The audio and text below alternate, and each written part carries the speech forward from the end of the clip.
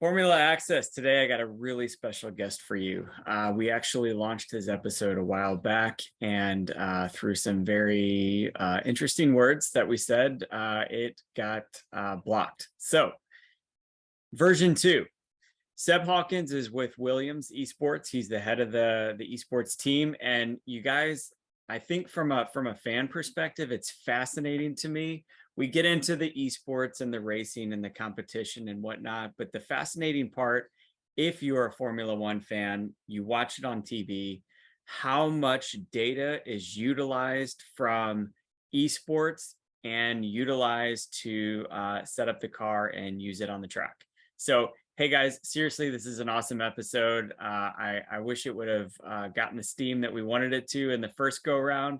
But we did edit the video. We got out the word, and here we go, version 2. Hey, looking forward to it. Enjoy.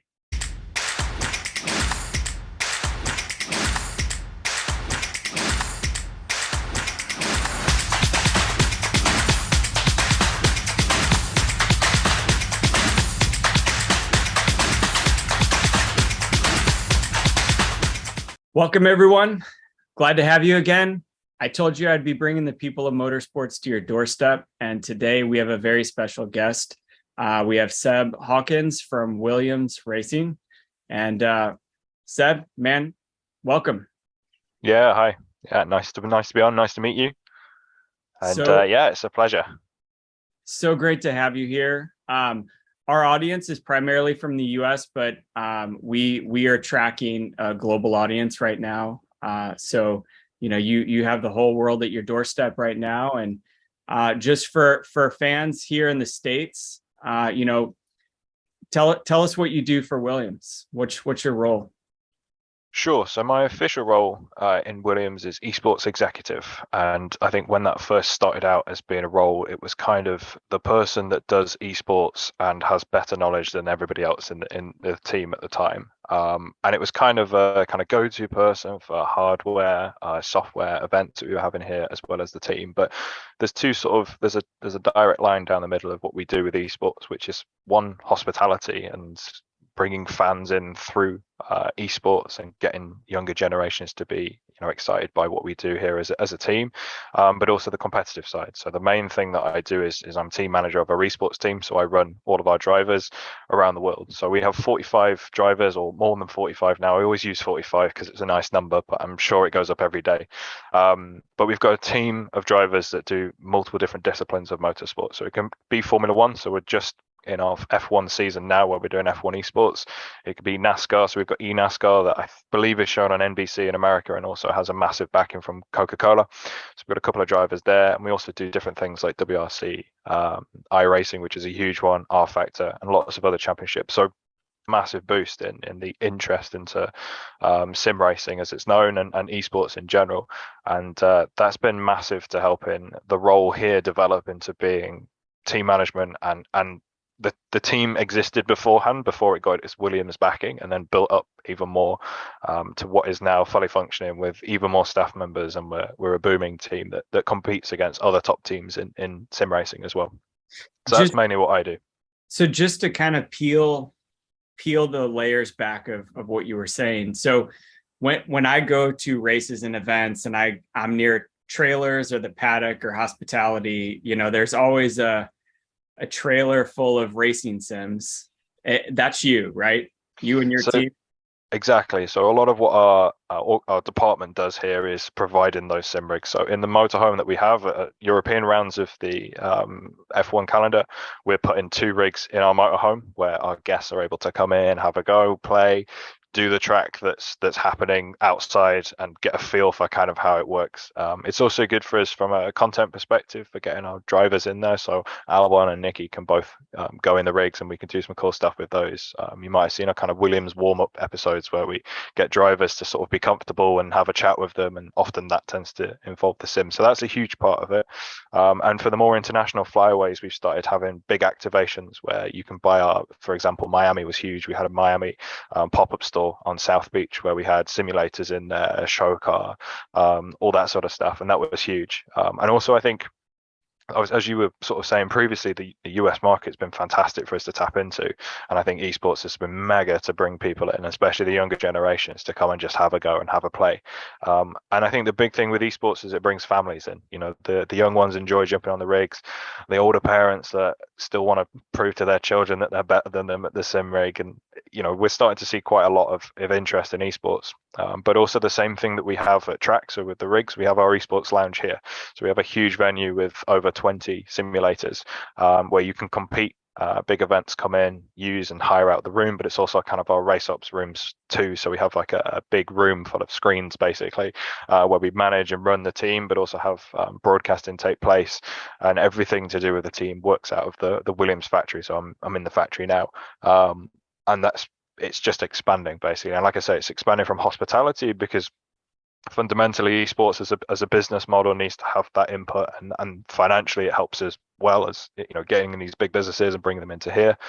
But as a competitive esports, it's also huge. So both kind of work together, and esports covers everything now. So it's less of an F1 team that wanted to put some drivers into the F1 Pro Series esports championship, but more now of the recognition that this is a sport that has real life connections. And unlike playing Call of Duty, you know, the transferable skills with motorsport and sim racing are huge, and that's become really desirable to especially the drivers that we have as well. The chance to drive for Williams as an aspiring driver and being young and driving every single day is huge. But we also in our team have real life drivers as well. So real life drivers working with younger talent, and that kind of combination just means that these guys build up all the necessary skills to pretty much jump into a real car and show some talent. Obviously missing a lot of fundamentals there, but being able to give them a kind of taste of being in a real race team as well.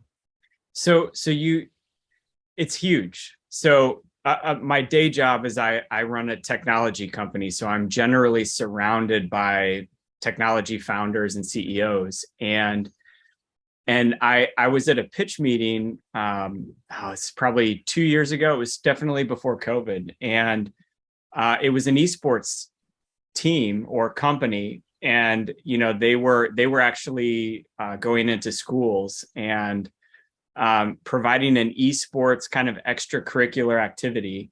And, you know, I was like, that sounds interesting. Yeah.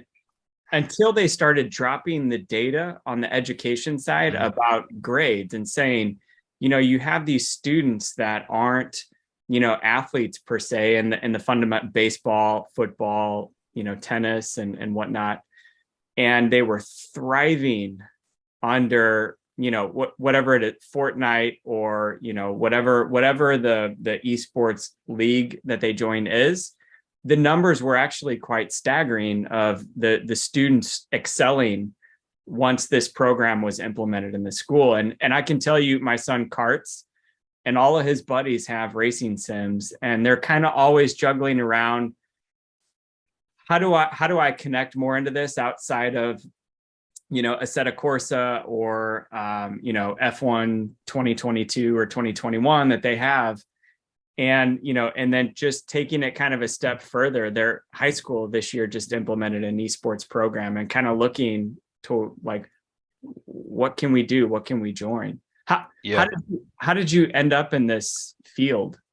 Yeah, it's a really sort of interesting story. So, and one of the funny things is, so when I first went to college, I didn't really know where I wanted to go, where my sort of expertise landed. I knew it was something to do with technology. I didn't know if it was going to be in computing or where it sort of fell. And at the spur of the moment, kind of just went into doing a film and TV course.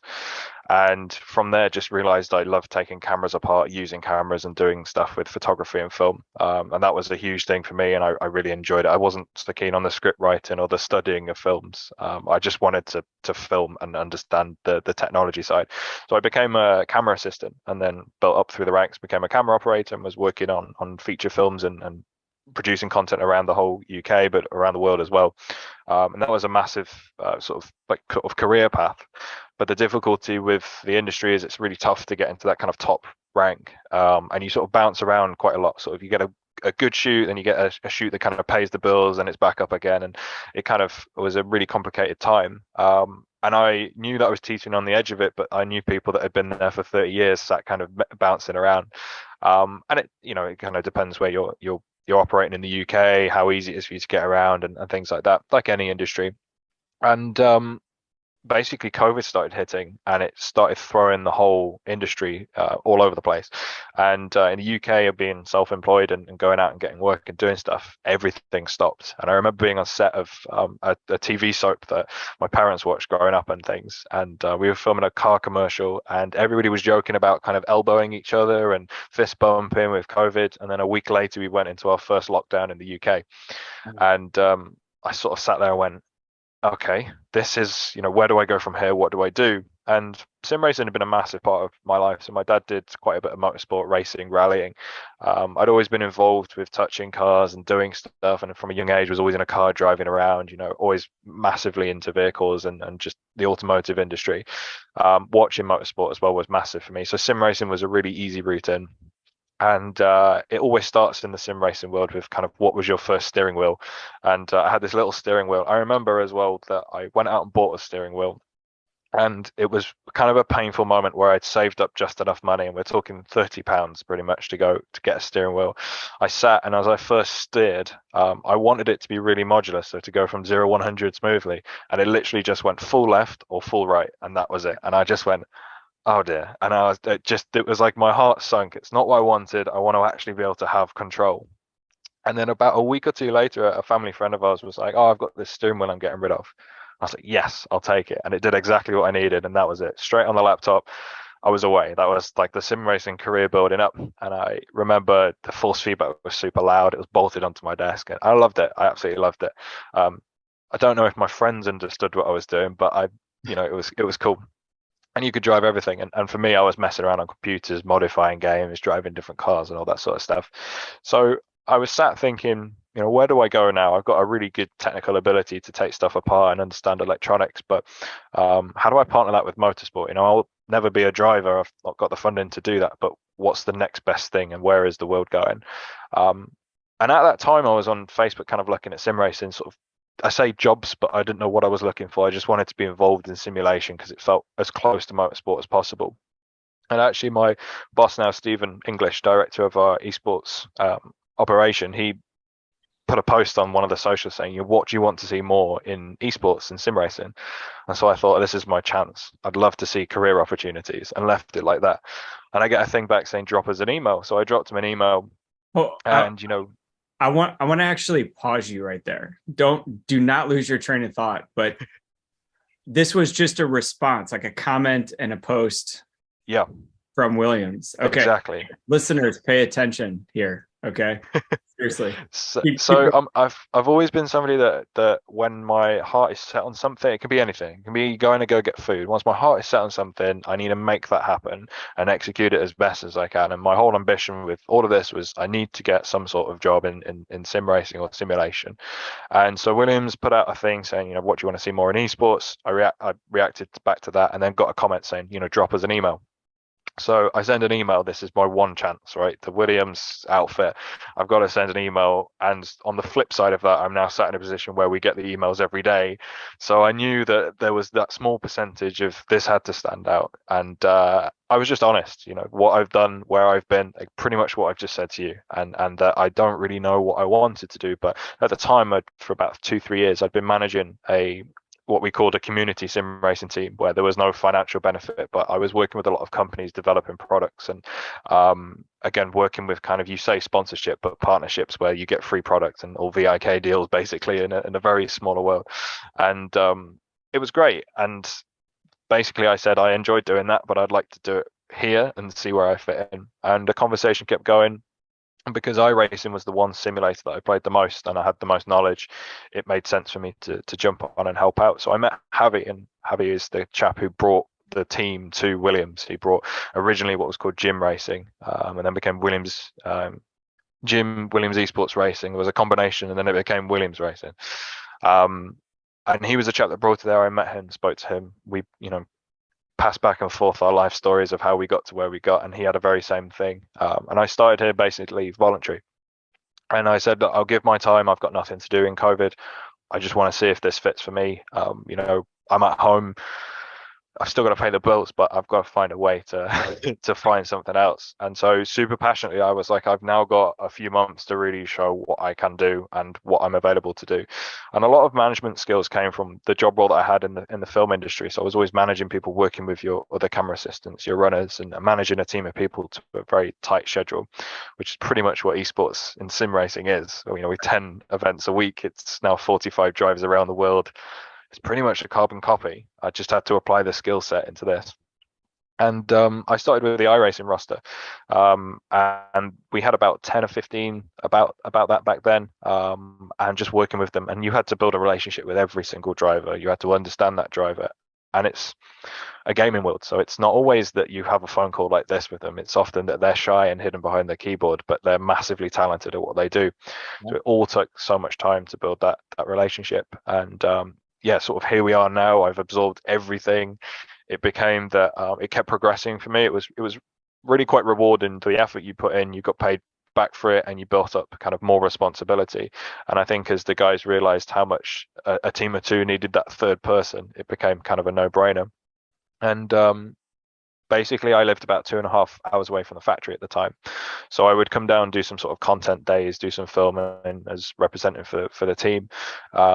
And then it got to a stage where Stephen sort of said, you know, I think that this is something where you need to be here a lot more, and I think this is properly full time now, and we are using your time all the time, so we should pay you for it too. And with that, I moved down, and I made the move down, and I've been here ever since, and then absorbed basically being now fully the team manager, and overseeing all of the competition side of esports, and running over 45 drivers, our team of engineers. We've got driver coaching too. We also have a broadcasting team that run all of our Twitch streams and things like that, which recently, again, similar thing, that we've been able to expand out and bring in a broadcast producer now who's able to take on board that. So as we've needed more resources, we're slowly, you know, expanding out, which is massive for the team, and really good. And again, like I say, it's this whole thing with esports just progressing up, and every sort of week there's another opportunity, and this year's been crazy for the opportunities since COVID disappeared as well, and we were able to start doing a lot more meetups and LAN events, and traveling with the race team and stuff, which has been mega. So yeah, so that's basically been the kind of last 3-4 years of the life of kind of understanding what sim racing was, and leaving one career and starting another, which was quite a big moment for me to sort of put away 5-6 years and say, I'm going to go to this. But as somebody into motorsport, you walk downstairs to that museum, and I think your heart just goes, yeah, this is where I want to be. I mean, what an amazing kind of story testimony that you have. I mean, I think that's ultimately the inspiration behind what Formula Access has always been, was, you know, Quora is a Q&A site, much like Reddit. And, you know, it's whatever, 14 years old and I want to be in Formula One. And people view it as this like mega unachievable thing. And, you know, it's like, well, I can only be a driver, or I can only be a performance coach, or whatever it is, a team principal, a team owner. And there's thousands of people that go into putting the whole sport together. And you took your passion in a time of need, and you took that, and, you know, I don't want to say like you threw a Hail Mary, but like, you know, you had that one time, that one opportunity, and you just sent it, and you stuck with it. You know, you didn't monetize it, and then it became a career, and now you're the guy and in charge of that role. I think it's an amazing story of, I tell my son this all the time.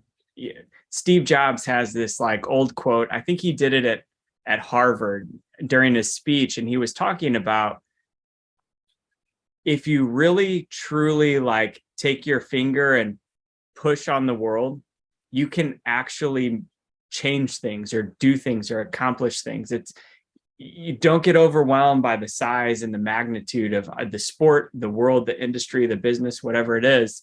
As long as you're willing to just put yourself out there, you can actually exact change. And I think you're a testimony, and pretty much anyone that I've talked to this point has had a very similar story. It's like nobody was in, first grade besides a driver, that says, hey, I want to be a Formula One engineer, and they go for it. It's like they hit a certain threshold and they're like, this is my passion and my desire, and I'm going to go for it, and it's a Yeah. great story. I love it. I love the history of your family. That's another thing I've always come across in the sport is like father and son, like the bond that racing creates is Yeah, bar none absolutely. above any other sport out there.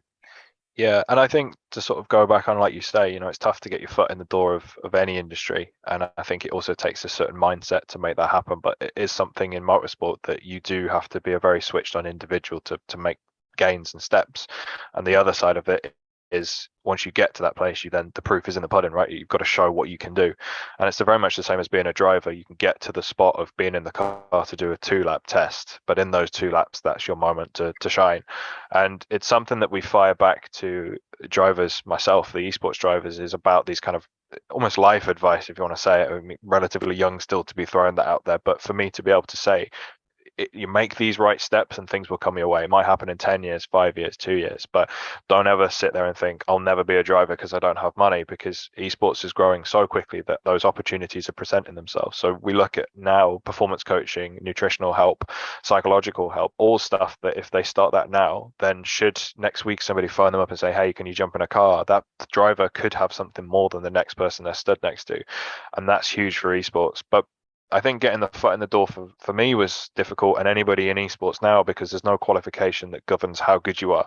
There's no set path, there's no set job role, and it's in a nice spot if you're somebody of the right mindset to kind of say, this is a role that I can make happen. But equally, there is no set role. And even with our broadcast producer and again, press officers and stuff like that, we're trying to find what is that role and how does that fit into the way we operate.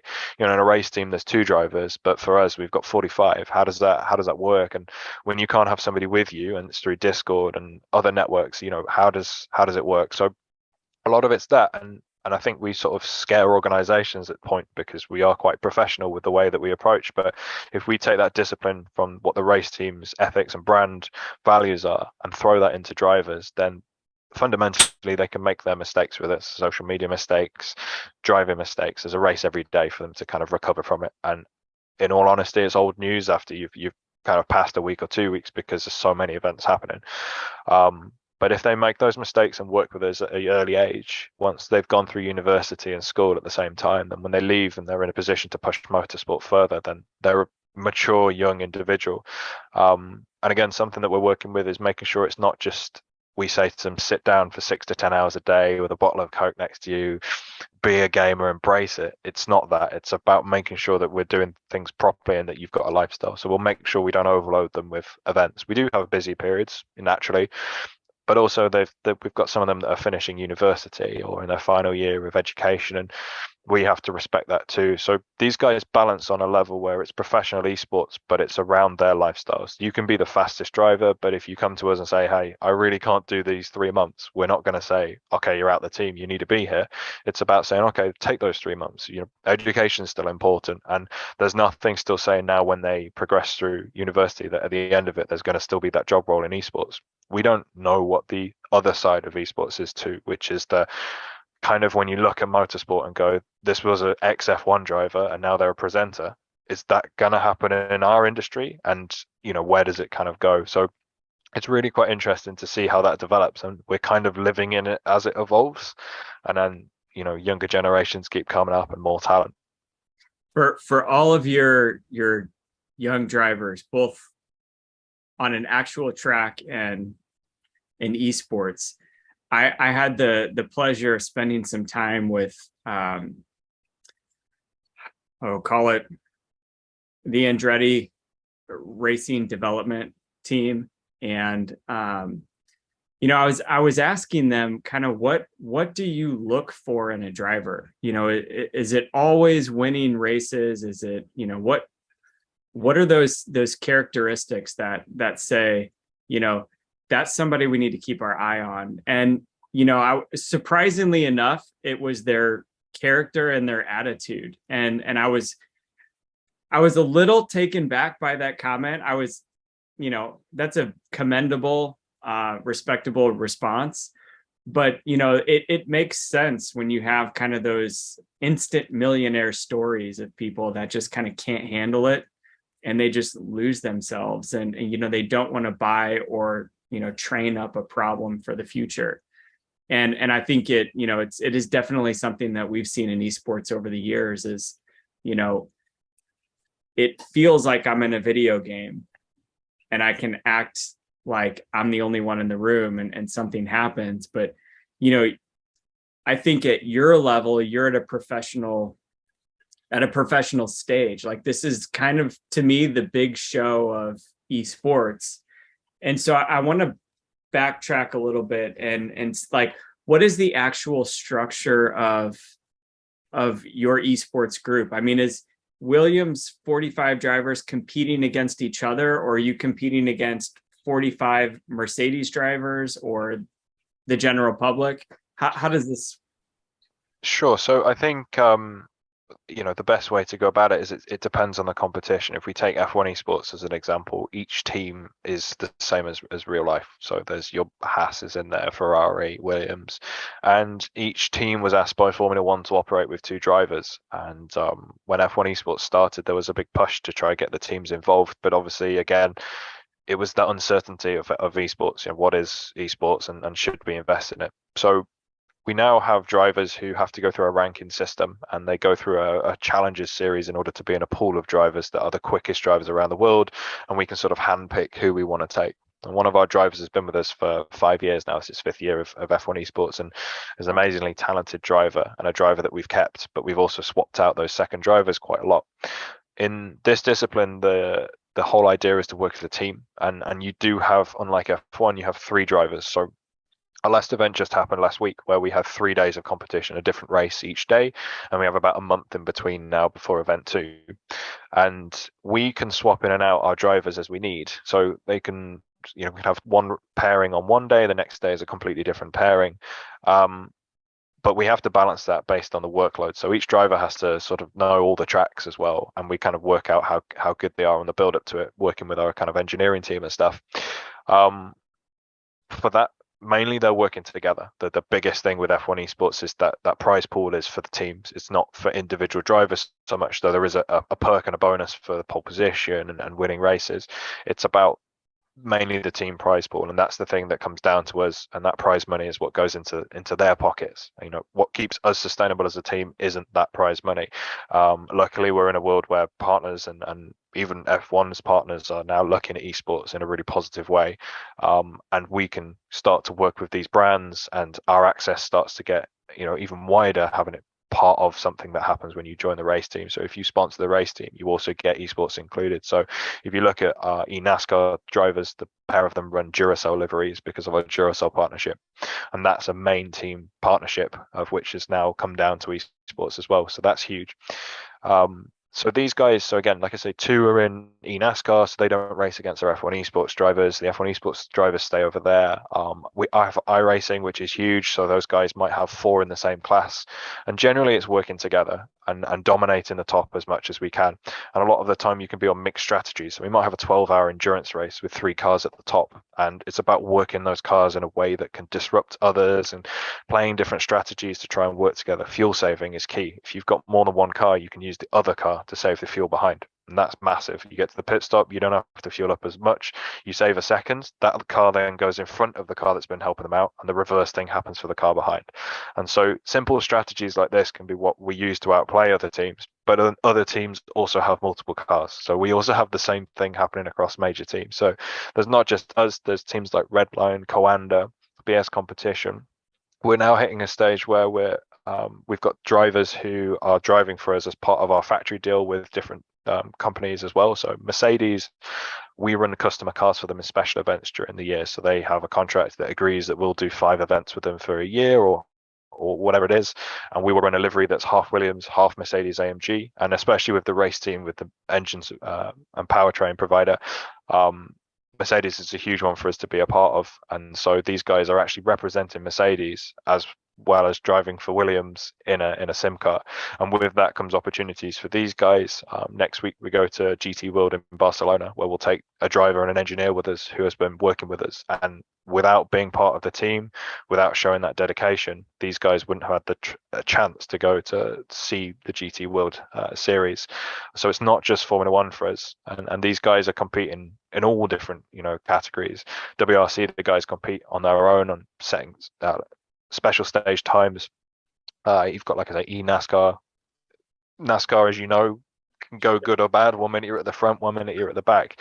But generally speaking, the team works together, and that the ambition and the goal is that we work with the drivers to make sure they understand that the brands on our arm are what matter to us a lot. And as you kind of touched upon with those traits, and what you want in a driver is somebody that represents your brand well. If we could lose all three of these just because of something one driver says, that's detrimental to all 45 plus drivers and engineers. So reciting that home to them is really important, and that level of discipline and professionalism is what makes them, when they first go to Twitter and decide to sort of go, I've had a horrible race, this happened, blah blah blah, they then sit there and go, well, actually, should I do that, because I can probably do this a better way. And hence needing to have a press officer now that sits in the middle ground and filters, working with drivers and social media. With powerful tools like this, when you're young and 16, and everybody else you drive with in community teams can get away with it because it's not detrimental to the financial income for the team. That's the main reason why we have to work with these drivers. But like I say, we expand and we reduce. We also have an academy as well, where the drivers kind of can prove themselves. They don't take a financial benefit from the team, but they get to fly the Williams flag, and in sort of 6 to 12 months say, I am proactive, I've done this, I've achieved this, and I've done this under your name and your academy livery. Can I be in pro? We'll assess to see how well they've got. If they've worked with a pro driver, sometimes we'll put an academy driver in the pro rosters. We'll just play around with it. But new talents really everywhere, and it's hard to gauge it. Formula One, it's quite easy in a way. You can see the progression through karting, Formula 4, Formula 3, Formula 2. You can see it building up. You can handpick those kind of next top tier drivers. But with esports, you don't have that. You've got a pool of drivers who are all able to buy a steering wheel and pedals, like myself 10 years ago, jump on and set a lap time, and our ears prick up and go, that guy's quick. And it doesn't matter who the person is, because our driver coach once said to me that ultimately it comes down to two things. One, how you handle yourself and the way that you act, but also that lap time. And that lap time is what's going to stand you at the top step every single time that if you go do a driver test against 3 other drivers and you've had that chance, ultimately it's those numbers that are going to be the thing that get you the seat, and obviously a bit of money. we've touched on drivers, and you said engineer a couple of times. I mean, are these engineers within your team? Are these software engineers, or are these actual motorsports engineers that help with kart setup? Do you have strategy engineers that help with wind and fuel consumption on that side too? Yeah, so it's actually a balance, and it's quite a nice balance. And this also leads to the next side of careers again, which is going to be a very common thing in our esports campaign and how we operate. But we have some of our engineers are postgraduates from university that have come out with university degrees in their hands, and they're looking for that next step in motorsport. Again, you say, do you want to be a part of Williams? And of course they're going to say yes. We don't know where this could lead to. We also have engineers in our team that are fully fledged professional race engineers. We've got one that goes off to World Endurance Championship every other weekend. We've got one that works with W Series and F3 and Formula 4.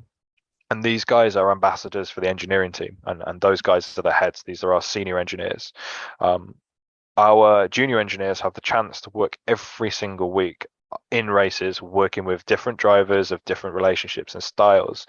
And these guys are able to learn so many skills. And we've had one that's come out of university and progressed so well that actually these engineers are taking this junior engineer onto real tracks, and he's getting the chance to go out and do stuff with Carlin and other teams because he's been working with us and getting involved with us and being proactive. Again, some can join us and not show that proactivity and not get the opportunities, but just like a driver, if you show willing and you're pushing it, and the same with myself trying to get here, it's rewarded so much more with the team.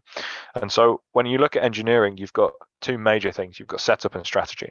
And sim racing's kind of good and kind of bad, because as an engineer, you've got a pool of data. The game's fire out data exactly the same as real life, so they can use the same software as they do. With our Mercedes partnership, we get access to the same software as they use for the GT racing too, which is cool, and it gives them a chance to get hands-on with that. And you get so much data. It's exactly the same as Formula One and GT racing, but the thing that is the uncontrollable variable is time. And ultimately in sim racing, you have unlimited time. If I wanted to sit here now for 24 hours and get data, I can. We can actually simulate 24-hour races in a race team and see how the tires perform after 24 hours. We can see how the driver fatigue is after 24 hours. And that's huge. But what that means is, as the then strategy that's presented in front of you is, one, you have to execute a very perfect strategy. Often there's not safety cars in our races, because when you crash, you can press escape and leave, and there's no need for it. There's no, danger in place. Obviously, they try to simulate this in some racing just to give it that kind of variability. Weather is a massive aspect that it does exist, but in a slightly different form. You have a track temperature change, which affects the way that a tire performs in simulators. And that obviously has a detrimental effect to whether you can do 1 stint, 2 stints, 3 stints, and how you need to work that tire on track. And again, how you use that against lap time and whether you push. That's probably the biggest thing. And again, we'll see a transition from day to night in a lot of endurance races. But most of it's that we can go into a race understanding fully how that strategy needs to work. Okay, you need to do 1 stint, this stint, this stint. But fundamentally, there's nothing that gives that variability apart from the other cars on track. So often it's just like the drivers have to be a robot that knows how to execute that as best as possible. And so our engineering team's there to give them the best strategy, the best advice, to help them and coach them driving, and also interpreting that data. You've also got drivers that are new to engineering and don't know how engineering should be. And they have to learn and build that relationship up with these engineers and see, okay, what is this data I'm looking at? It just looks like a crazy funky graph against somebody else, but how do I read that? And that's where we have also got 2 real life drivers who work as our driver coaches. So what they do is they sort of translate that information that they see. So one graph is positive and the engineer says, do this. This is what I want to see. This is, if you were a robot, make that happen. And then the driver goes, what? But I'm driving very quickly already and I've got to this stage, so what is that I need to do? And then the driver coach says, well, actually approach the corner differently, put the car over the right a bit more, hit the brake slightly harder by 10%, you'll feel it, do this, and actually instructs them and gives them that coaching to help them take that data and put it on track. And we can find temps, 2 temps, 3 temps, just by sitting with the driver and working with that driver. Because again, the same thing as engineering is you've got a driver who can sit and get into a really, really good muscle memory routine where they're just driving the track. Every single lap's the same lap time, and they're just concentrating. Their mind is just in that rhythm.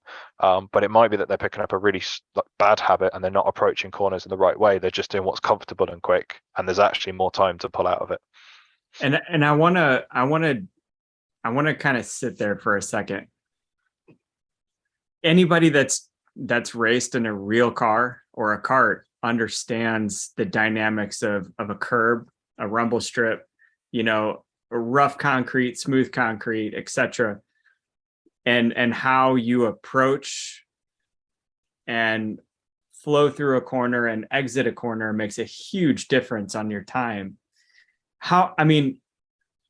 The technology is that accurate. I know what I know. Like these are the 3 TVs for our racing sim. So when I'm done with this, the seat comes back in here for my son, but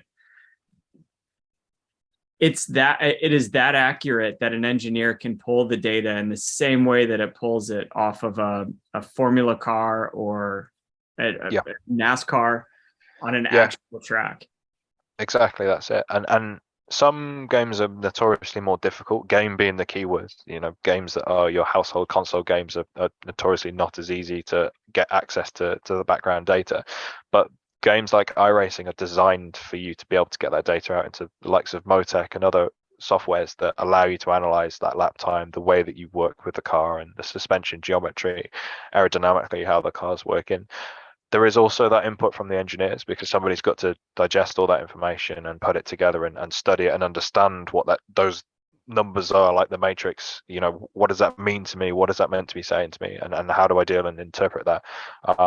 And that's where, we have a lot of data and we can look at how to make a car fast by either setup, driving, or just good strategy. And sometimes we look at a car not performing as well in qualifying because we know in the race it's 12, 24 hours, and if we start third or fourth, it's not that bad. We can out strategize, or we can save fuel behind that car.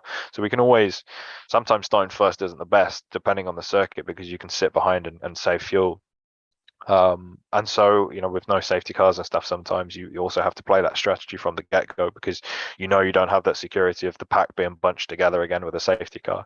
But in terms of games being accurate, I think F1 is what I would say is less accurate. The track and the idea of the car and the vehicle dynamics is correct. You put too much power on, the car spins, you counter steer it. The basic philosophy of that game is correct, but the way that you drive the cars is slightly different to what you would normally do, and the way that a car can just lose performance is kind of dissimilar to what it would be in real life. With iRacing, R Factor, Assetto Corsa, these games have a lot more development on making the tire models work differently, and the vehicle handling is completely different. And iRacing actually use the blueprints from the real car, and they try to make the car as accurate as possible. They have alpha testing that works with the real drivers and the companies involved to try and make sure that car is perfect. Tracks like Hungaroring behind you, whatever, is completely laser scanned in order to make it as 100% accurate. Every bump that you feel is what you would have felt if you drove the car around that track in whatever 2020 or whatever the scan was. And they strive on that. That's a massive point. As you say, rumble strips and curbing, how does that feel? Is it the same as real life? And really working on that all the time. And it is night and day between the two different simulators, but drivers apply themselves differently. You can take a driver from both different disciplines, swap them over, and they won't be as good, because they're used to a different way that the car feels, a different understanding. And can I take this much curb? No, I can't. I've learned the hard way. I need to now do this again. And it's a lot of trial and error. And so ultimately it's kind of just the realism scary, but the steps that we're making now aren't as visible to see from the outside world. Do you combat in a digital vehicle things like oversteer, understeer? I mean, are you really getting that? I understand, do I use a soft, a medium, a hard tire? What is my suspension or brake bias? But like, are you combating setup to wind or track or just general? Yeah, exactly. You can have a car that's understeering. You can have a car that at high speed, the aero is completely wrong and it's scraping across the floor and we're losing 10 kilometers on the straight. We're spotting that in data where we're noticing that too. It might be that the gear ratio just isn't going as far as it needs to, but when we're in the draft, it's giving us 40 kph higher than everybody else. But when we're out of it, we've lost all of it, and we need to find a compromise between the two. Let's say Le Mans, for example, for that too. We're dealing with understeer and oversteer all the time. As the tire wears off, we can go through a phase where the tires are awful, and you might be about 75% the way through your stint, and you're dealing with overheated tires. But actually, you get through that, and then as the fuel load drops, the car gets quicker, and you're dealing with exactly what you would do in real life. And then these guys are working to manage that in the best way possible. If I can not steer as much into turn 2, then I'm going to save the front tires. And ultimately it's about working front, rear axle, aerodynamics, how much, depending on the car as well, right? GT car handles differently to an LMP2 car. And again, the engineers spend a lot of time working on finding the best way of setting up the car. And then as we build up, over, let's say, the 2022 season, an understanding of a new vehicle or the car, we can then apply that really easy to new tracks that come out. We can say, okay, we've basically got an A, B, and C set up. We know what their kind of variabilities are, so let's go out and try them and see how they work. And then we get a pool of data back and kind of combine them and create a good strategy. So I'm gonna pull off of the technical stuff that sounds like there's almost an identical culture between the Formula One team and Formula One Esports. I mean, you're dealing with the same stuff. Like, what sort of synergies does your group and the track team? I don't even know how you decipher the two of them, but yeah. I was going to say, I think, in terms of setup and stuff like that, the things that you miss are the need for mechanics and stuff like that, right? So you kind of almost remove that whole team and the logistical team, and everything's all gone. But from an administration side and dealing with like sporting codes and stuff like that, each series has a different set of regulations that I have to sit and read and pick out the bullet points and the deadlines for liveries and stuff like that. We have a graphics design team that works on adding liveries to different vehicles depending on what we're taking part in. We might have a change in a livery halfway through a season, the same as real motorsport, and that change has to go to the administration team as well. So there's lots of different crossover jobs that are similar, but I think what we notice in esports now is most of what would be 5 jobs in F1 are 1 job in what we do. And that, again, like as you're opening up to understanding more about how it kind of operates, we're are kind of one of our sides of work, and even with you, and just to make sure that we keep showing and advertising what we do, because also it gets blinded a little bit by it's just hospitality, it's just simulators at track. It is, but also we've got this. Yeah. And a lot of that's also been educating our race team too.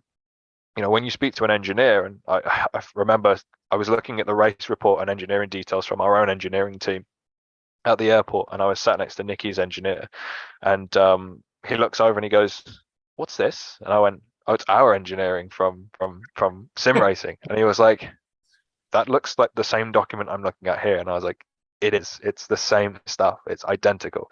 It's just we found out that when you find game bugs in sims, right? You find things that are quicker. Oh, if you take this curve like this, then it's quicker."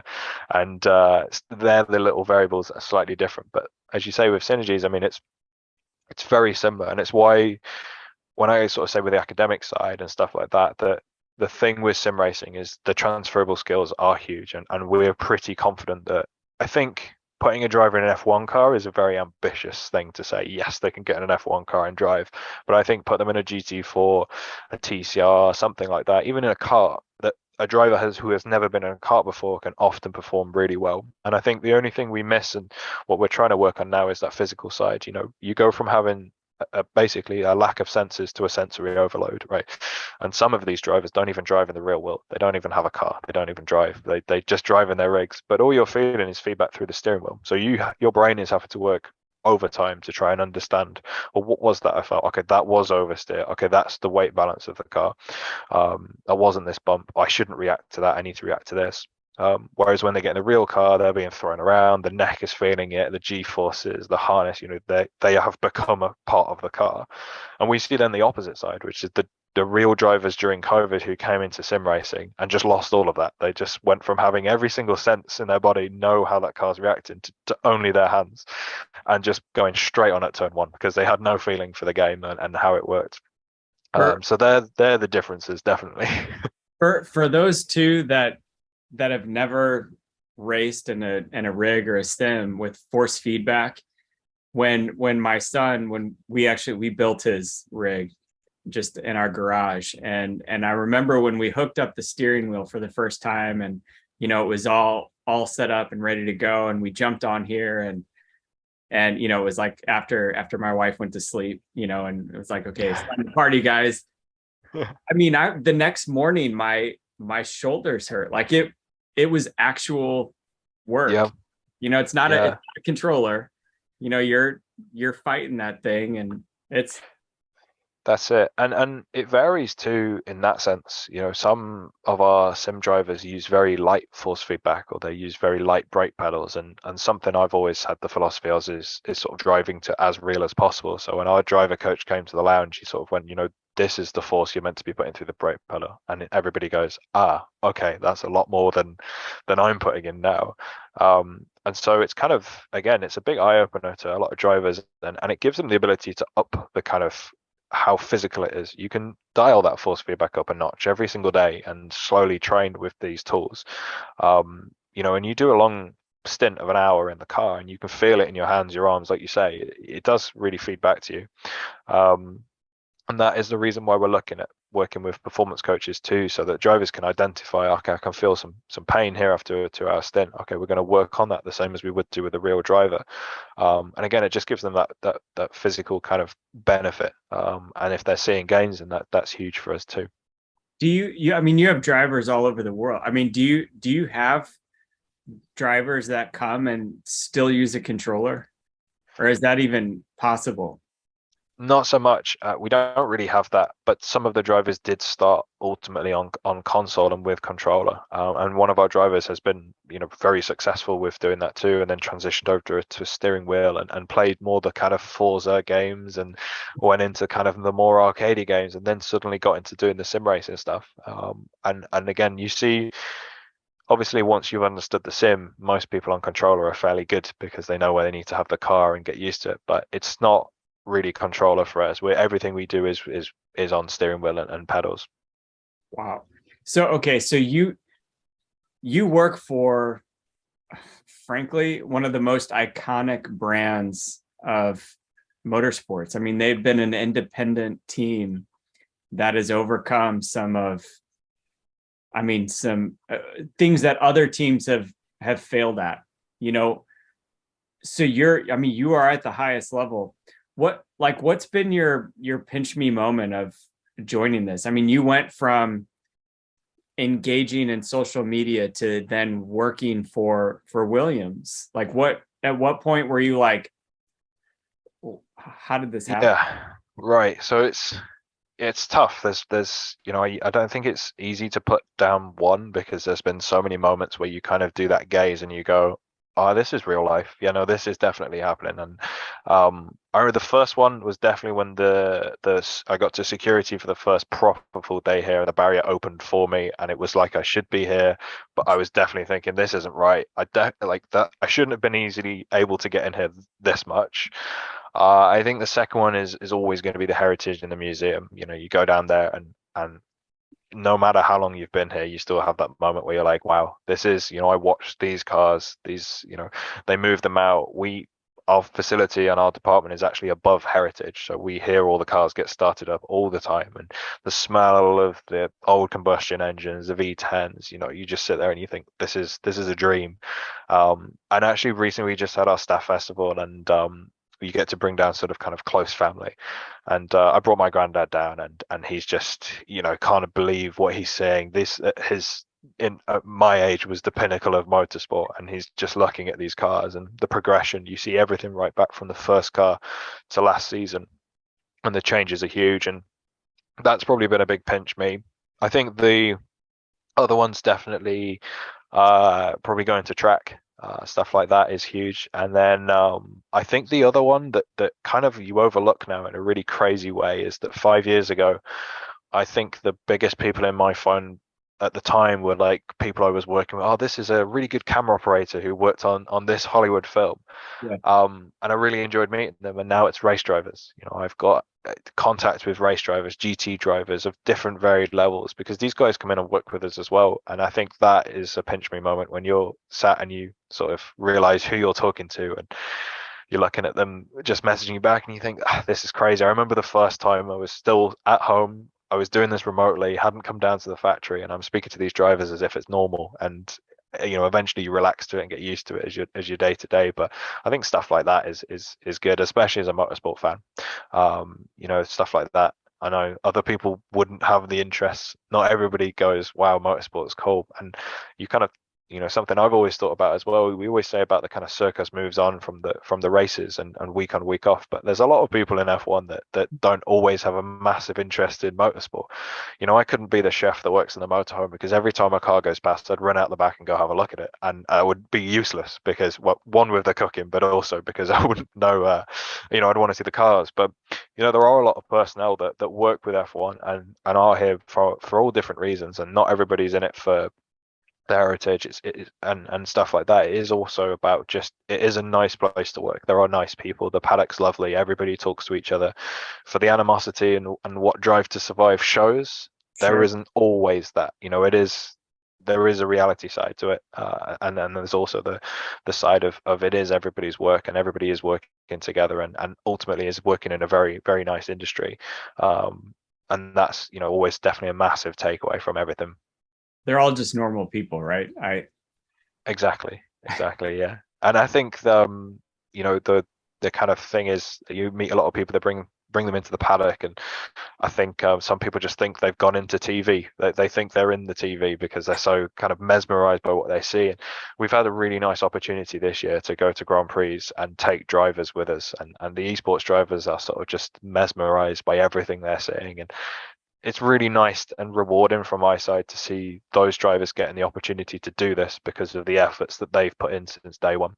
And that's a really nice thing to take away. I mean, are these drivers, are they karting? Are they, coming up Formula or other endurance series? I mean, do they also race road cars in addition to esports, or is this kind of a one or the other career path?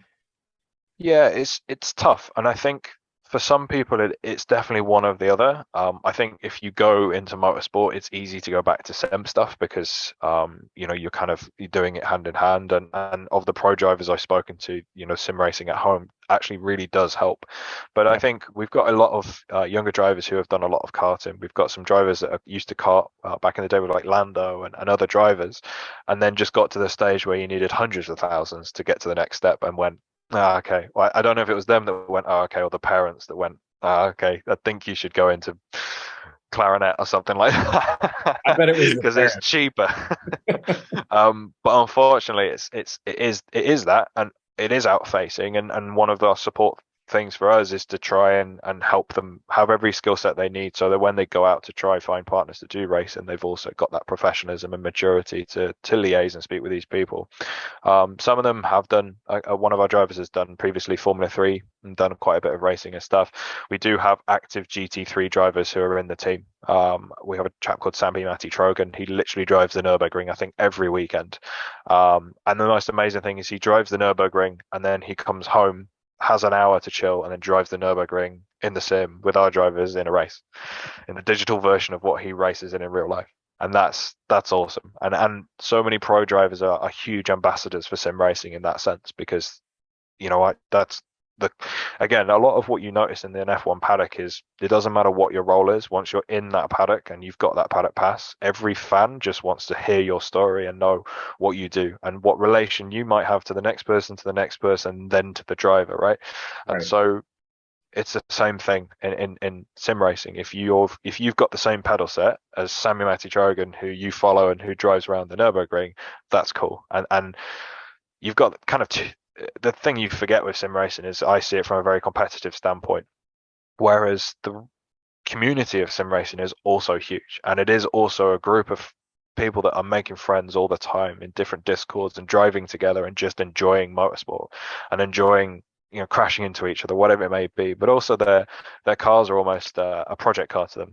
There's something that I bought a new dashboard for my sim this week. I've bought a new monitor, and Right. that's a lovely part of the community we're a part of, and they're the people that often also watch the esports side of it too. And particularly, they might not have the pace to be an esports driver, but what's nice about the industry is that there are lots of leagues and championships that accommodate for it that just don't have that center main stage like F1 esports, of course. I mean, how does somebody get into this? I mean, if I'm a 15, 16-year-old kid and I excel in video games, how do I get your attention, or how do you get into this world? It's tough, and I think it depends on the game. Fundamentally, iRacing, you do have a numerical value that sits next to your name and says pretty much if you're of about 8 to 9,000, you're probably going to be very good. Mm-hmm. That scale is off the scale. That's an iRating system that when you win a race, you get a certain amount of numbers next to your name.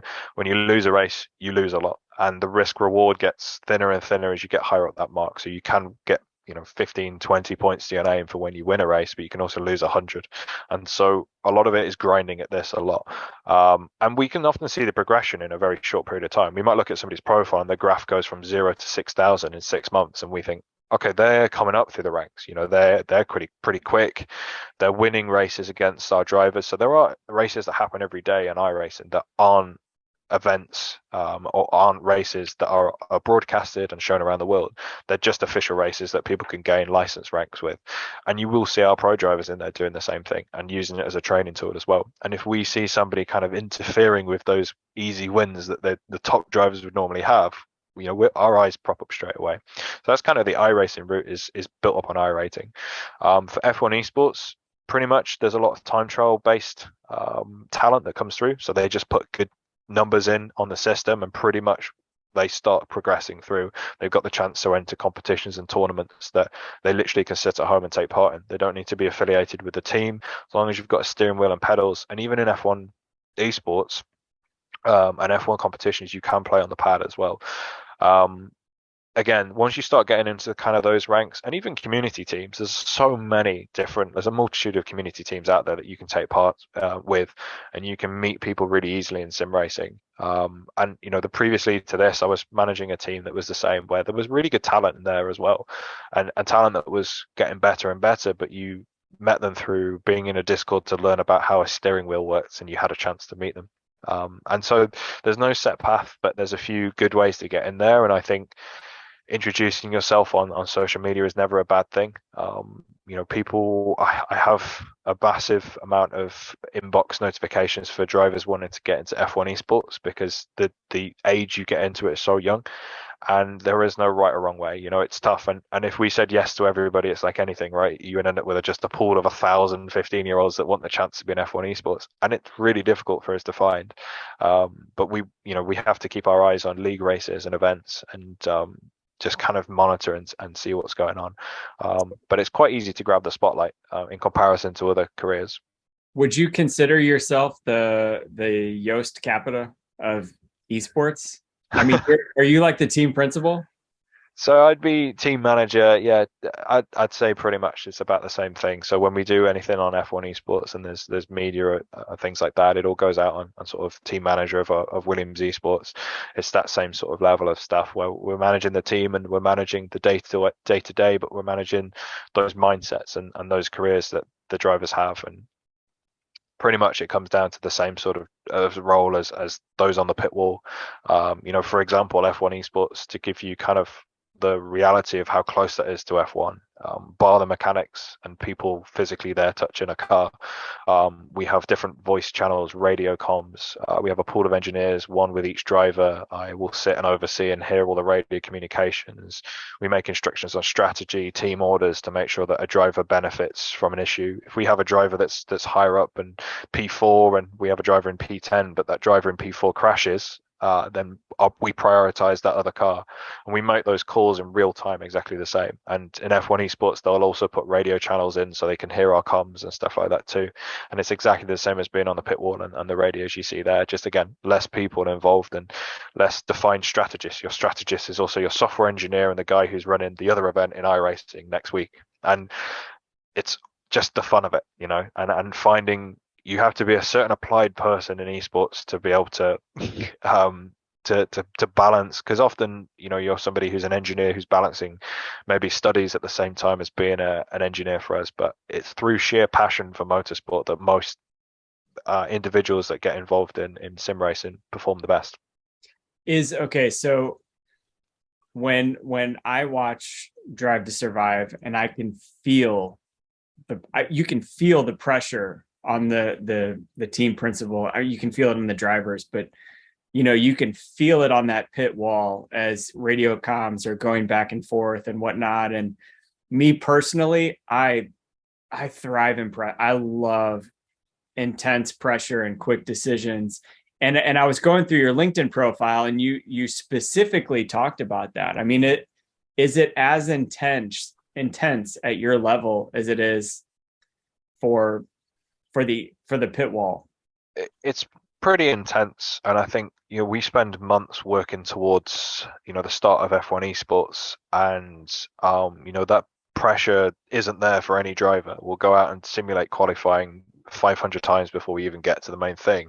They haven't moved out of their rig, they're still in the same game, they're still using the same steering wheel, and suddenly the pressure's just gone boom through the roof. The adrenaline's there. I've got a driver saying, I can't feel the brake pedal because my leg is literally dithering. I'm that nervous.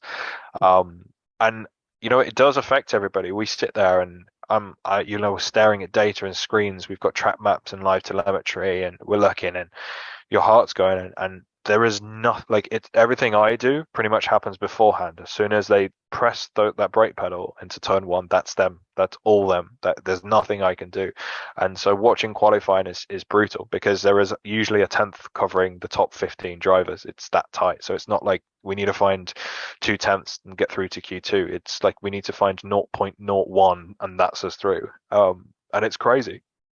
Oh, Pressure is so high. And yeah, we all feel it across different events, and it's center stage. We know that ultimately that I think the race team's not had it great the last few years, and I think as an esports team, we've been very lucky to be always at the top, and fighting for wins and fighting for podiums all the time. But in F1 esports, luck hasn't been on our side for the first event, and we got taken out into turn one a few times, and again, there's nothing you can do but feel the kind of drama build up on Twitter, and you can already see what's happening. The kind of backlash, and we need to go into how we're best going to deal with that. And again, a driver these drivers are also starting to make a name for themselves. They're known.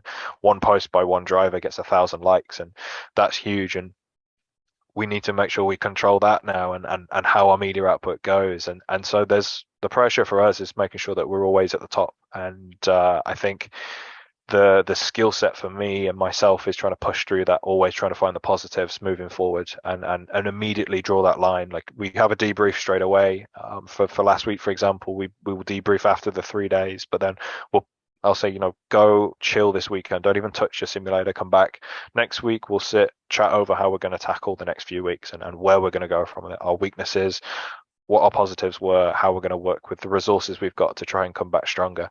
And a lot of it's that, and it is luck of the draw. And I think with sim racing, there are so many events that you can go through a phase of having some bad results and then you're back up at the top again. So we often strive on kind of looking forward and moving forward and learning from our mistakes and developing. There's no always set way of doing stuff, and ultimately you can't be the person, you can't control that other person that made contact with you, and the internet didn't hold up his side and took us out. And unfortunately that's the limitations of sim racing for us. But ultimately, again, keeping that driver in the right place and making sure they're always concentrating on the next big thing. And like I say, qualifying is always a huge moment for a driver to try and hook the lap up.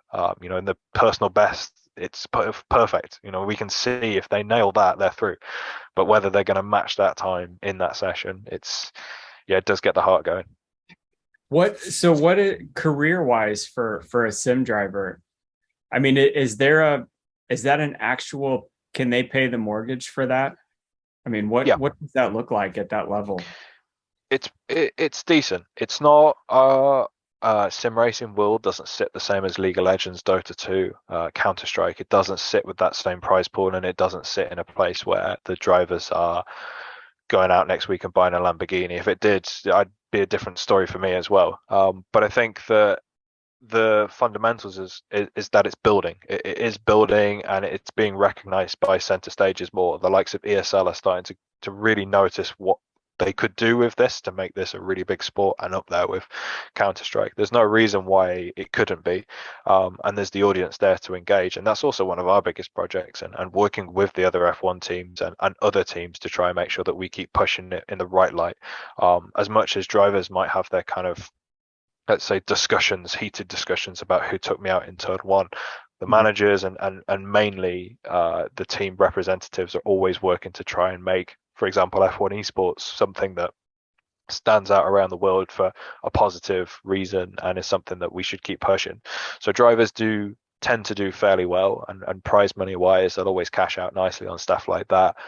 Same with F1 esports. But I think on a whole, it's building, and it's also tough because there is a lot of pressure on us from esports for us to pay higher amounts of money for drivers. And when drivers are young and they get given a bit of money for doing something they love, we have to sort of sit down and work with them a little bit just to see, what it is they're after. And also the thing that we have is, imagine being 15-year-old and being offered this money on a plate to drive for a leading manufacturer in sim racing.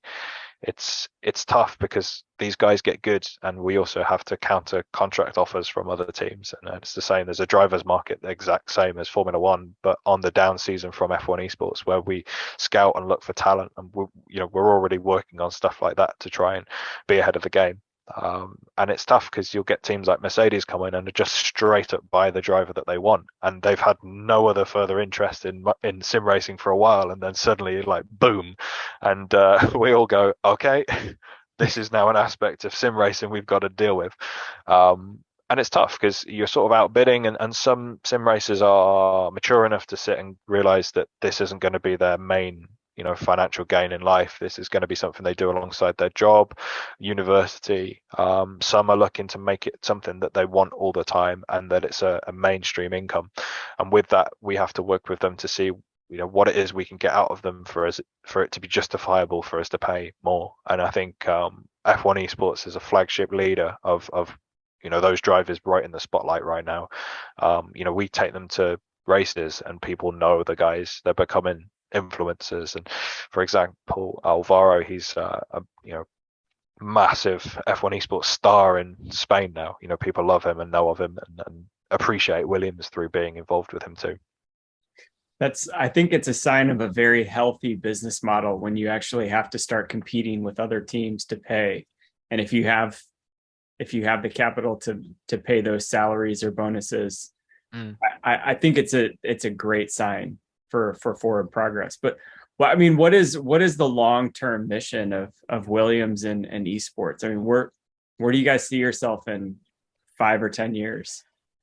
It's a really good question. I think we see ourselves with more main center stage competitions where we do more, maybe lands, but more just things that have a bigger viewership, let's say. I think we're looking from our team perspective right now to have a fully fledged broadcasted channel where it's showing content every single day. That's a huge thing that we're working on to try and engage our audience, not just sim racers, but just general gamers, right? It's not just sim racers, it is gamers, and gamers can be interested with what we do.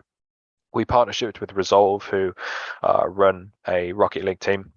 That's huge. So they're called Williams Resolve, and again, that creates really good traction of fans to us as well.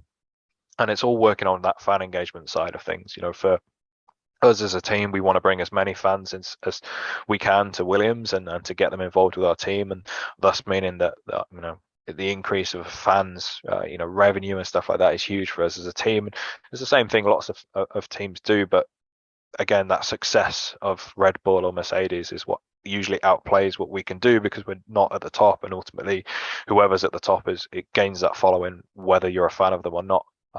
You follow the crowd, right? So through sim racing and esports, we're trying to make that change, and we're sort of ambassadors for the team in that we can really encapsulate a young audience. We have the rigs running in there, and it's like a nightclub with the amount of people that are in there wanting to be on a simulator and enjoy it, and events and festivals and stuff. It's crazy. The drive is massive, and so if we can keep engaging people and opening their eyes to stand and watch the sport for a second. I remember my parents they could hear me wrestling around upstairs on my steering wheel right above the living room. And I remember very fondly being told off multiple times for making too much noise late at night with my steering wheel, when I should have definitely been studying for exams and stuff like that. But from that side, my dad started looking at the streams, and he was like, this looks like real motorsport. And I was like, well, it basically is. It's just, a carbon copy, but in a virtual world. And they're starting to, the streams are so engaging to watch. We get the same data output as F1, it's exactly the same. And we're not replacing it. I think we're complementing it, and I think we're trying to create an affordable motorsport that people can either watch or be a part of. And I think that's a really nice thing to have, because everybody goes back to watching F1 again straight after, or everybody watches GT World Series or other races. But the racing's good, and the racing is interesting, and people love it. So that actually leads into my next topic. Do you guys envision a time where, because this is the big heated debate of motorsports, and I actually just interviewed a young driver, and we were going through a lot of this, the capital that it takes just to go from like a local arrive and drive to a regional or national karting championship run year after year, and then to take that into F4, F3, F2, and then maybe you're one of the top 20 drivers in the world, but it's not till you hit F1 or IndyCar or NASCAR when you actually start getting paid. Yeah. Everything leading up to that is a huge 6 or 7 figure check. Do you guys envision, with the level of realism outside of the physical or mechanical aspects of this, do you see this becoming a platform for young drivers that are in, I don't know, areas of capital restriction, or just they don't come from a family that can throw $250,000 a year away, as a platform for them to be known, to provide, this is who I am and this is how fast I am, to then lead into, an F4 drive or F3 drive, whatever that might be. Is that a long-term ambition of?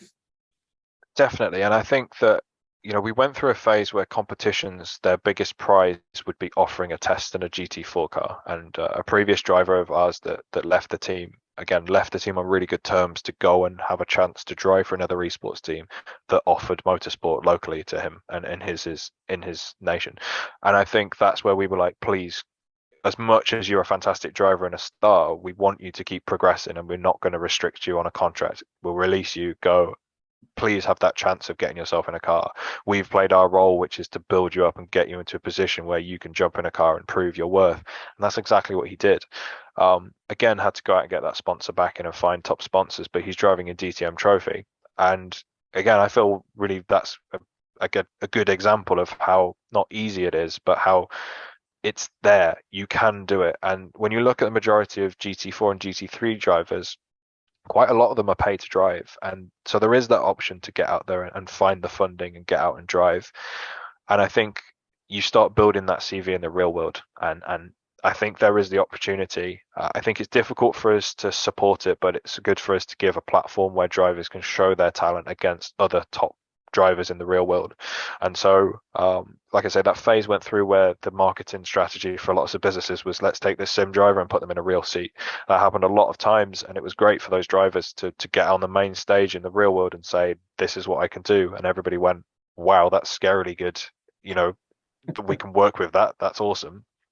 And I think it won't replace motorsport. I think it will always be there to help. Like you say, it's a tool, and it works in so many ways. Even real drivers use it as a tool to help, not just sim racing, in a main simulator over there, hyper realism and working with engineers, but back home they have rigs, they learn racecraft, they drive with their other professional drivers and friends to learn how to take a corner together and just to do track familiarization.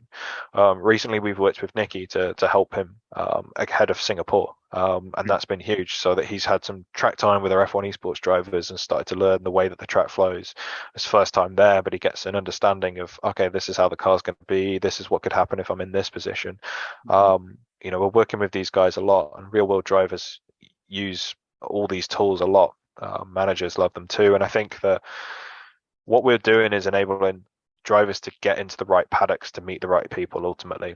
And if they're able to prove themselves and get that kind of following, a lot of big brands and companies are wanting to get behind that, and that should support them to at least make that step into motorsport. And then from there, I think they're in a position where hopefully they get that financial backing. But it is tough. I mean, and I think in the world of motorsport, we're trying to find ways to make it more accessible. And I think maybe as we reach towards that and motorsport comes down to meet us, we can find a place where there's a crossover.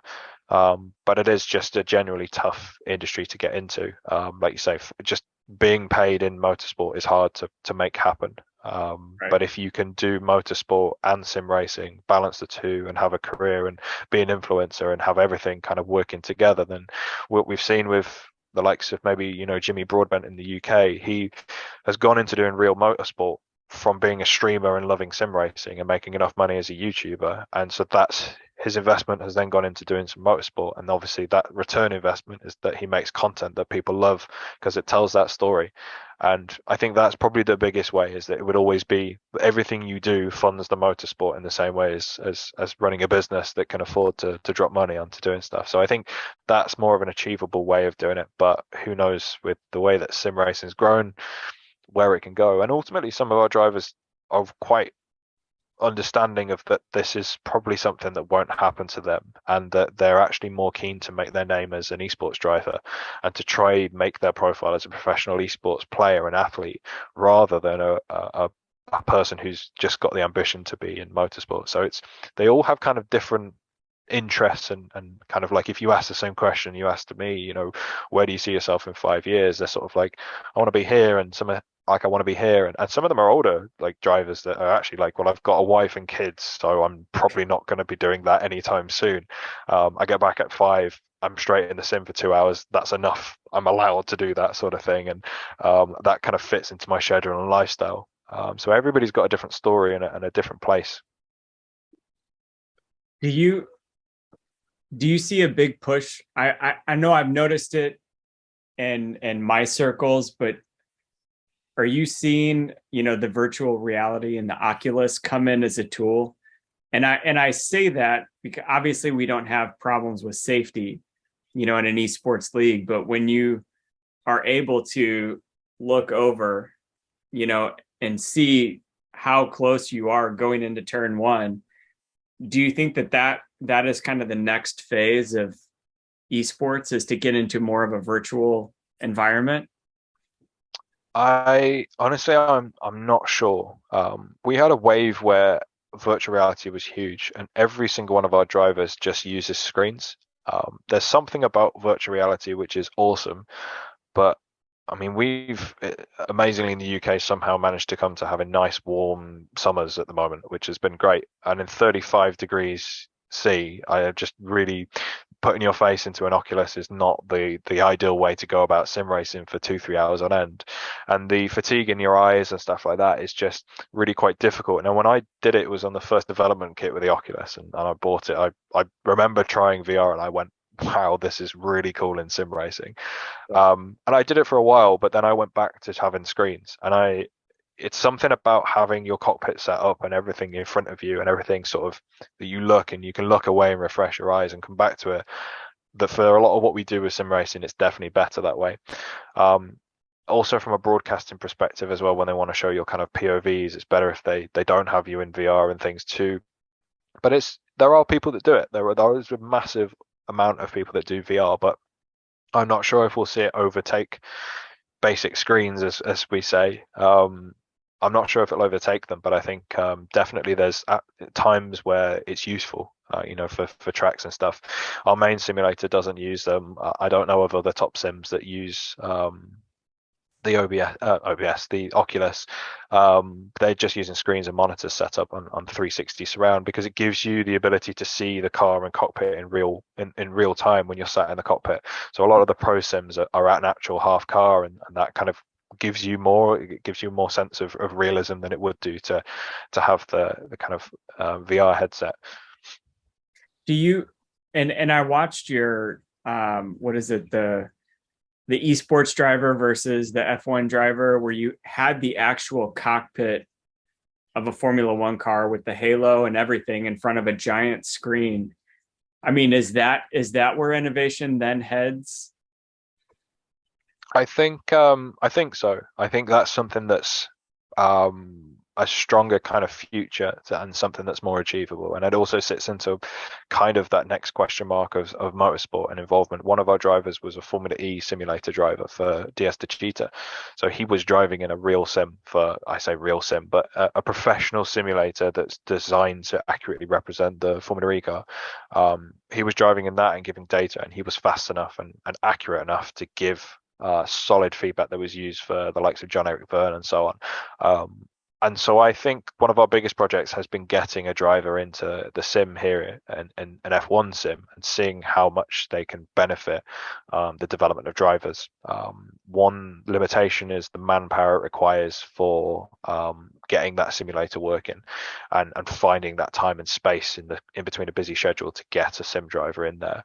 And also that again, there is a sensory overload with a motion simulator, and when we've got static rigs and everything starts moving, it can often throw a driver off quite quickly. So learning that and learning not to just completely take a car over a curb and expect that that's going to be the quickest route is also a big thing. And when we see real drivers do sim stuff, they avoid certain things and we go, no, no, no, no, no, you're going to have to take that straight. And it's like, well, we would never do that. And it's like, trust me, the car's going to fly, but it's for a good reason. It will help. And a lot of like we've been doing with GT World, we've been working with the Fanatec arenas where we go out to like next week to Barcelona, and they have a competition where the real GT drivers get in all these rigs. I think there's something like 35 rigs, and they drive against each other. And with our Mercedes partnership, we go out there with an engineer, myself, and a driver to help and basically engineer and work with improving the performance of a real GT driver in the sim. And they'll come in on the Saturday and do 1-2 hours. We'll work with them, kind of point where they need to get quicker. And it won't be the track that they're racing at that weekend either, just to really kind of mess with their heads a bit. And we'll work with them on setup and tire pressures and so on. And then we'll also work with their engineers as well. And we basically are like a merged sim racing and real team, trying to help them get performance. And that's quite rewarding as well. And we've had pretty good success from our side, which has been mega, and that definitely helps. And some of the drivers again do sim racing, so they also have a little bit of an insight where they can kind of get the edge. And then there's other GT drivers that are completely new to it and don't take it with the same sort of seriousness. Seb, where do you see yourself in 5 years? I mean, what do you are you are you going to take over for Yost when he retires, or what? It's a really interesting question, and I quite enjoy, as you've kind of touched upon it, the business plan of esports is really quite exciting, and being a part of something that started off small and is ever growing it's just exciting. I got to, I think, the start of February this year, and my calendar was completely free of flights. And by this point, I think I've been on something like 24 planes, been to all these different Grand Prix. I've been to GT World events in Germany and all sorts. And just there was a period where we just never saw the office, and it's been crazy. And again, I guess that goes back to the previous point of a pinch yourself moment. That was it. When you're sat there on a plane and you're kind of not phased by the situation because it's been happening so much that you're sort of like, oh, okay, I had traveled before and did things, but this year it's been kind of oh yeah, I better take this, I better do that because it's traveling and I'm used to it. And that's been a kind of massive eye opener to something that's very virtual, to be very much, I am doing thousands of air miles.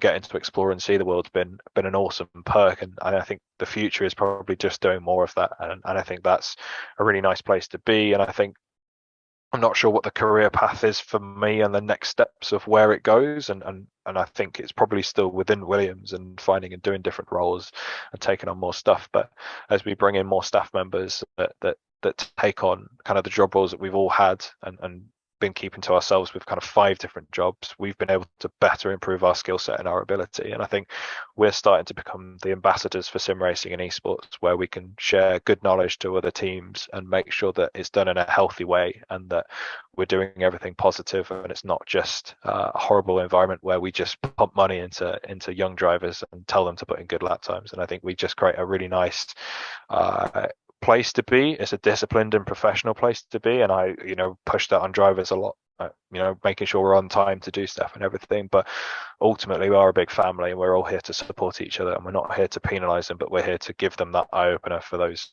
kind of mistakes they make as they go along. But I think we're building up young race drivers and middle-aged race drivers as well, as some of them are, but to try put them in a good place where they never say never to a chance of being a race driver. What's the oldest driver you have on? I think about 34, if I'm right, early 30s.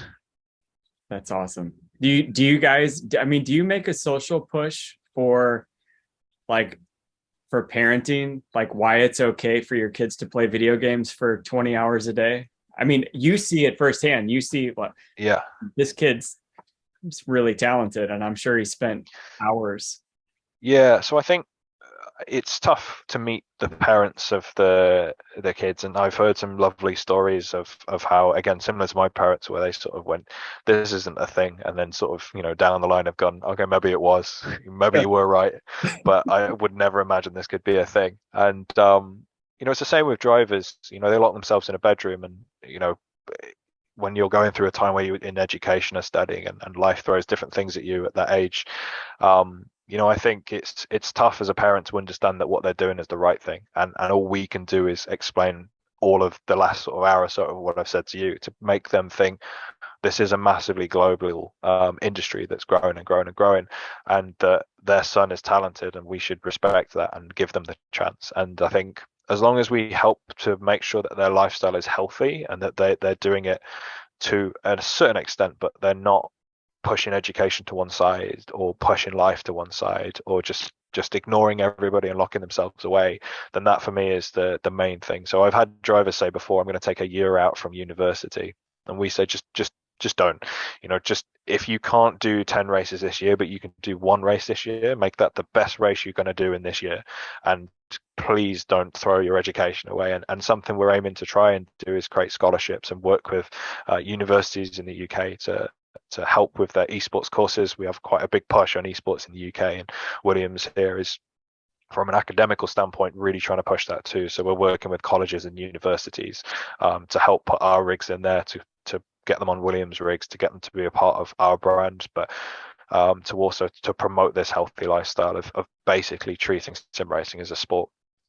You have to make sure that is put in place early as well, because ultimately they will just bypass everything, and somebody young that's being given some money to go out and win things will always just say, I'm going to do that, and the attention is straight on that, and leaving all that behind is where basically is our support to the parent to say it's okay, they are still going to learn.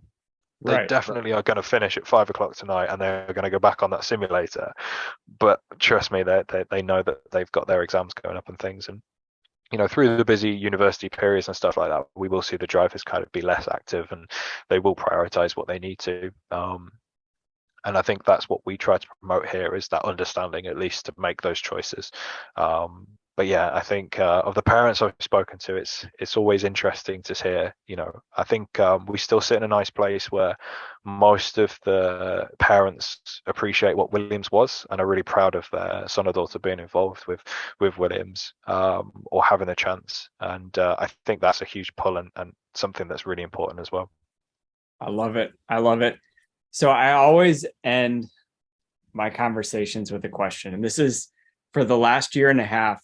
This hits my inbox and my messages almost daily. Is like, I'm 14 years old, I'm 42 years old, and I want to be a Formula One driver. And I have to adjust this for you because you're different than most of my conversations. Is if I'm whatever age and I want to be a Formula One driver or an esports driver at a professional level, you actually have a really interesting vantage point to the character traits, the behavior patterns, the results. Like what do you need? Like I had Michael Italiano on, and it was like, from a performance and a physical level, what is that benchmark that you have to achieve that level? Because you basically live with one for 10 months out of the year. So from your vantage point for either of those two roles, because you do get to see both of them, like, what is that achievable benchmark when a 15-year-old sends you a message and says, hey, I want to be on your team, I'm going to be on your team? What can they look at within themselves to say, I can actually do this, or, I've got a lot of work to do? Yeah, it's a really interesting question, and I think if it was me and the way that I would approach it from what I've seen, I think just having very good ability to talk to the media and to present yourself as a strong individual, and never being fearful of throwing yourself in at the deep end. I think if you've got the natural talent, I think that will shine through always and pull you to the right place. I think if you're going to be in Formula One, start training early, because you need to be an athlete, and that's fundamental. That you can't, if you're at the back or the front of the grid, it doesn't matter. They are 20 of the most physically advanced and mentally strong drivers that you'll ever come across, and they really are man with machine. It's fundamentally they are working against forces that are beyond what most of us will ever feel. For esports, I say that you need to be strong in the head. You've got to make quick decisions. You've got to learn to start thinking about things and thinking outside the box, and always just working on those kind of team skills. I think being strong mentally, having good team skills, all that sort of stuff really adds up, and it's something that if you apply it to sim racing and you apply it to what we do, we also can see that you'll go and apply it with other stuff that you do in the future, be it with work or wherever you go in the future. So I think that for me is when you see an excited young 15-year-old jump in that inbox, I think I would just like them to go away and think, what if we will always tend to get back and say that there's a spot available or help with advice on what kind of way to go. Try X, Y, and Z and see if that helps, and then try put yourself in the spotlight that we're looking at. But also if when they go away, they take on board those kind of skill sets and look to be kind of, how do you work on being strong mentally, and how do I apply that? Where do I throw myself in at the deep end? If they do that through the time where they're being educated, then that will also help them become, really mature individuals. And I think that's what we look for. Sometimes we get a driver that if we ask for something, we get it instantly, and they're just proactive and passionate and just love what they're doing. And I think that goes a long way, especially in esports. And the talent will just naturally shine through. I think that goes a long way anywhere. I really and truly think that, the strongest mentors that I've ever had in my life have always taught me to jump in with both feet and remain teachable and coachable, no matter how good I get at whatever I'm doing. And it has served me well in my career. And, it's allowed me to advance where, other high performing people just could never surpass a certain point because they were just my way or the highway. I can't be coached, taught, take direction, any of that. So that's killer advice for drivers or professionals or moms and dads. I think it's great. How do people get a hold of you? How do they find what you're doing? So I'm available on Twitter, Facebook, LinkedIn, all the usual socials. If you type in Seb Hawkins, you'll pretty much find me. I'm available on all these different things, and you'll see the beautiful blue of Williams shining through in everything that we do. But also making sure to check out Williams Esports on socials too, where you can keep up to date with kind of what our activities are and what we're getting up to, from streaming on Twitch to competing in Le Mans Virtual Series or F1 Esports. We're pumping out as much content as possible to really show the world, what we can do and what we're up to. But then also not forgetting Williams Racing too, to keep in sort of touch with the main race team. So I have to add here. So our family has a family marketing agency. So we do, all things digital. And I got to say, in kind of just preparation and education for this, I was going through your YouTube channel. I was going through just your website and social channels. You do an unbelievable job of marketing what you do, and just the level you've leveled up general marketing. And it's actually very entertaining because it is not only just good information, a good story, but it's visually appealing. It's a very lost art in a very digital world. So kudos to your graphic designers and people that take video. Yeah. I still have it on my browser, and I'm like just rifling through videos because they're great. Yeah, a lot of effort has to go into that content production too. I mean, another reason is also a driver that sees another team is often just mesmerized by the video. And if there's somebody smiling and having a good time, most people are drawn to that, right? And that's a good working team where everybody's happy. So recently we just did a team visit where we managed to get the most amount of drivers together at the factory for the first time. And I think it was kind of like what I see in my inbox, but in real life, which was, I think, was 10 times more difficult to manage, but great fun to get everybody together. And you've got a ton of nationalities and cultures and everybody together. And we took a ton of photos and video of that, of the guys meeting the performance coaches and going karting and just generally just having a great time and doing those team building exercises, which is so important. So being able to share that with the world and show kind of our story is super important. I think, from day one, I know Javi's worked very hard on our social and our graphics and our content to try and just show the world his story. And as it's taken off with Williams and built up even more, we're just able to show each step we make. And that's the really nice part of it. And as much as a competitive side and that P1 and P2 and P3 is important, it is also just nice to show that we have talent, we work hard with our talent, and our talent gets opportunities for just meeting what we want of them as a driver in the team. And that goes a long way, I think. I think at the end of the day, I think esports does a fantastic job of this lost generation. I am a parent. I have a 13-year-old and a 15-year-old who live in a digital world and were brought up in a digital world with devices and phones and I mean, who has three TVs in a racing sim to like have your buddies over and play a game? It's very different than when I grew up.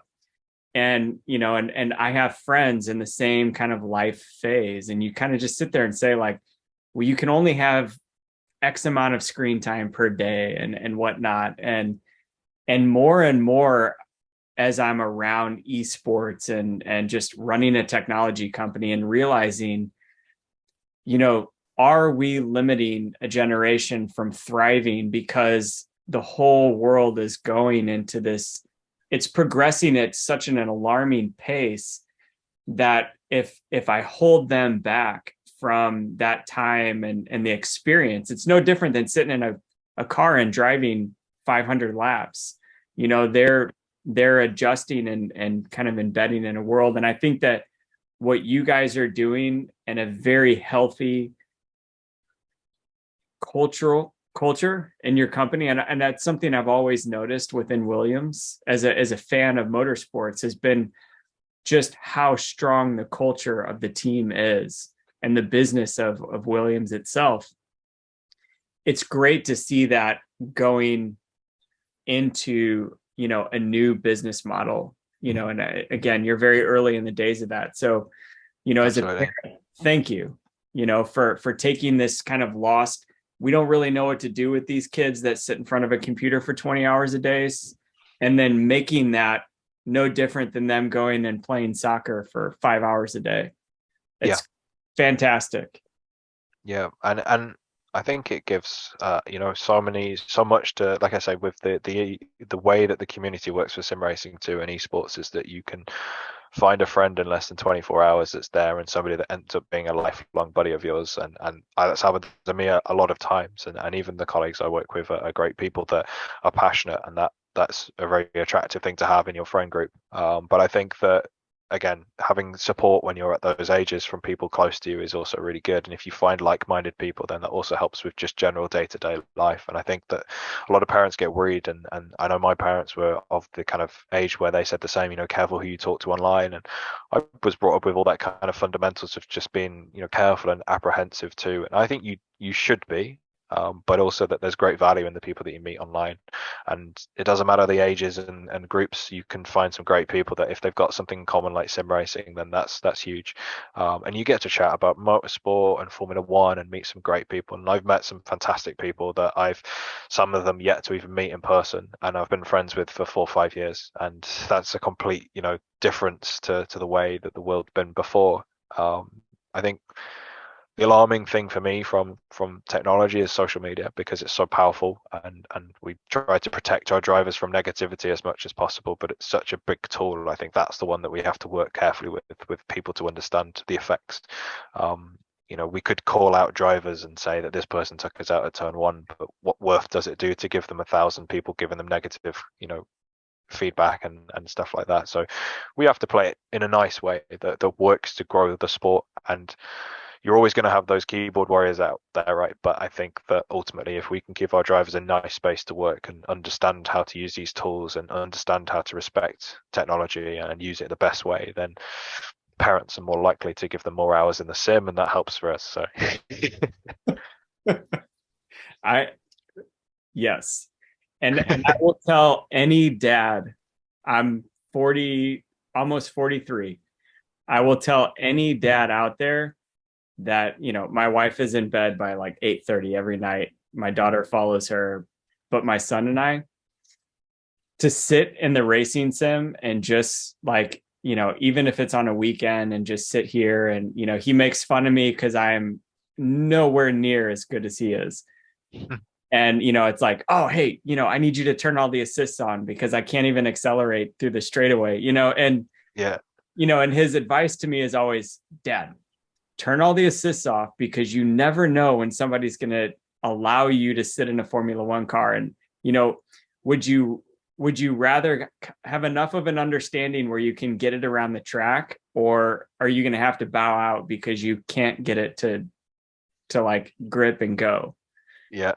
It's created these really kind of teachable moments for me as a dad to like finally have somebody teach me something, because I've been teaching him for 15 years. It's a great bonding moment. And I think that's the overall culture of motorsports is, father-son bonding, father-daughter bonding. We at the kart track, there's a ton of moms, out there with their kids. It's incredible. I love it.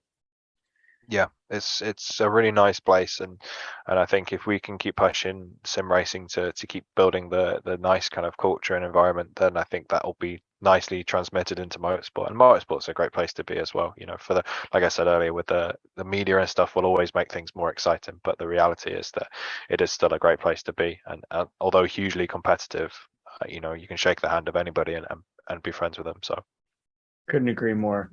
Seb, I appreciate you coming on.